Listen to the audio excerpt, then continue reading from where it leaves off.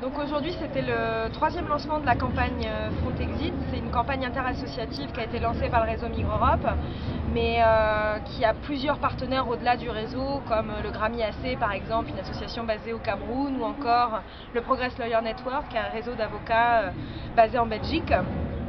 Donc l'idée de faire un lancement aujourd'hui dans le cadre du Forum social mondial, pour nous, en tout cas en tant que membre de Migre-Europe, c'est que ça fait écho à la naissance même du réseau, puisque le réseau est né dans le cadre d'un forum social européen, celui de Florence en 2002.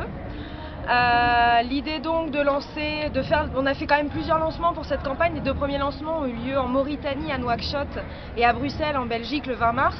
Le troisième et dernier lancement, c'est aujourd'hui à Tunis, dans le cadre du Forum social mondial de Tunisie.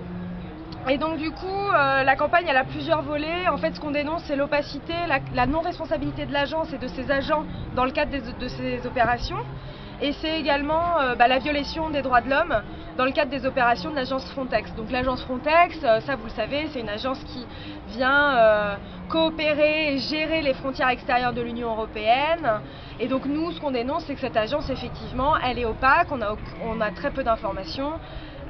Ces agents et l'agence ne sont pas responsables des actes qu'ils font apparemment, en tout cas c'est pour l'instant comme ça que l'agence communique, et il y a un problème sérieux de violation des droits de l'homme et notamment des droits des migrants aux frontières.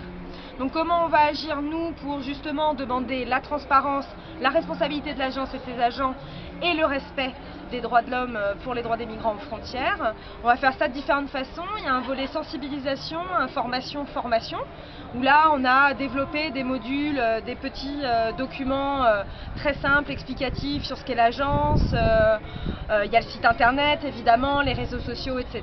Et ça on vous invite à aller voir www.frontexit.org.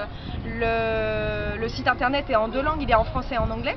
Il y aura un volet également récolte d'informations, donc là c'est les partenaires, les membres de la campagne qui vont aller qui collectent de l'information, qui sont sur le terrain et qui vont aller collecter de l'information sur l'agence. Il y aura un volet plaidoyer revendication, où là on va travailler auprès du Parlement européen, auprès des parlements nationaux européens et africains, auprès également de la Commission européenne, du Conseil de l'Union européenne, du Conseil de l'Europe.